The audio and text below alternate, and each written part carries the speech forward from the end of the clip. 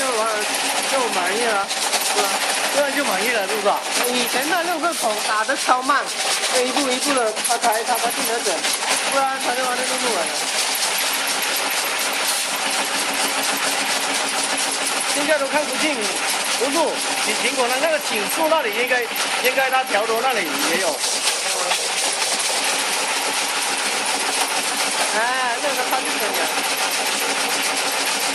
即條嘅卡路邊個大？我冇啊，我就冇啊。